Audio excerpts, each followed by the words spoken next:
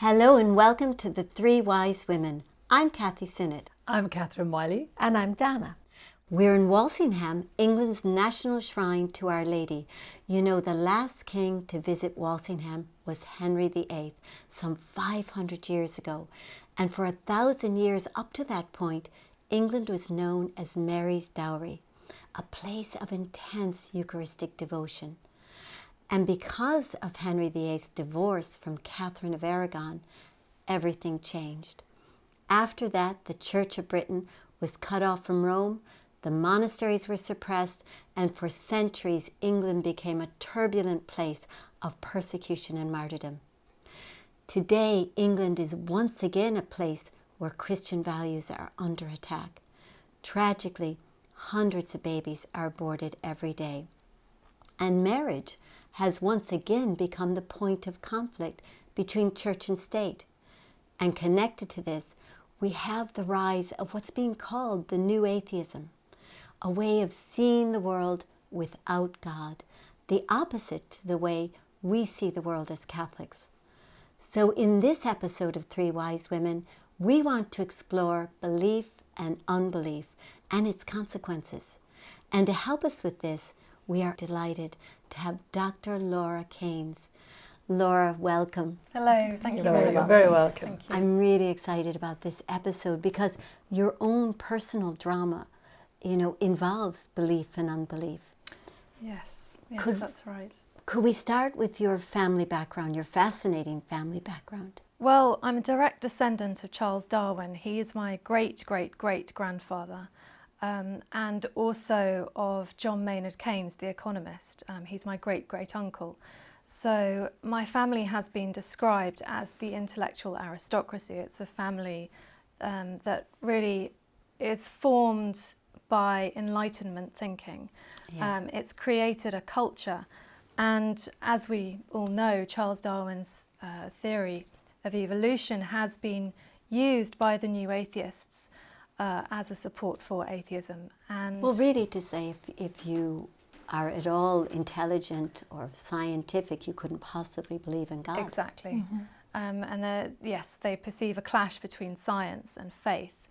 And in my own journey, I was actually raised a Catholic by my mother. She and my father divorced when I was only one. And she raised my brother and I in the faith until I lapsed as a teenager.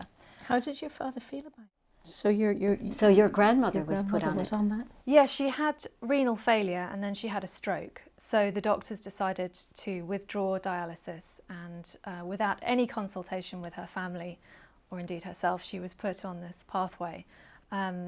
We'd never heard of it at this point. And the first thing we knew was that she'd been put off in a room to one side of the ward and was kind of forgotten about. The nurses were going up and down the corridor and this room was not on their track.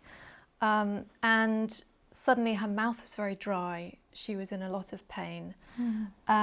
And I had to be chasing nurses up and down the corridors saying, where's her pain relief? It's 2 hours overdue. She's clearly suffering. And it was really hard to see a woman that I've known and loved for so many years and who served her country during the war, treated with such indignity. And at that point, I think I would have begged for euthanasia just to put her out of her suffering. But going through that process of sitting by her bed and seeing her suffer like that, I found actually it was quite redemptive. It helped me come to terms with the question of suffering, for one thing, and my own caring for her in the absence of the nurses. I found that hugely helpful as part of the grieving process and saying goodbye.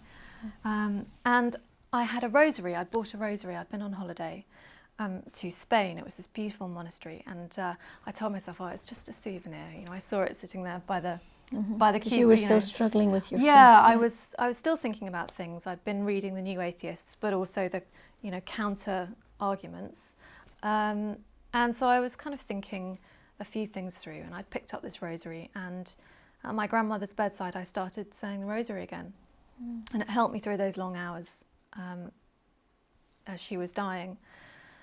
And that's really how my heart moved, because I think you can have the intellectual cogs turning, but God works in your heart as well. Yes. And that's Blessed Mother through the Rosary. exactly Yeah. through the Rosary. And that's where, as it says in the epistles, the scales fall from the eyes. Indeed, yeah. There's so many people who have done that, who've sat by people's beds and tended them and looked after them. And Yeah. And was there a moment, or was it very gradual? It was very gradual. There was another moment too. During my PhD, I became pregnant through a failure of contraception. And I was persuaded by close friends and family that having an abortion would be the right thing to do, the responsible thing to do, because I couldn't afford a baby, all the rest of it. And I came out of the abortion, and you're put into this waiting room whilst they sign off the papers and things. And I walked into this room, and there were 10 other young women like myself, and we were all just sitting there crying. And I had to sit there for about half an hour or so, and it was just silent. We were all in our own little worlds, trying desperately to hold it together.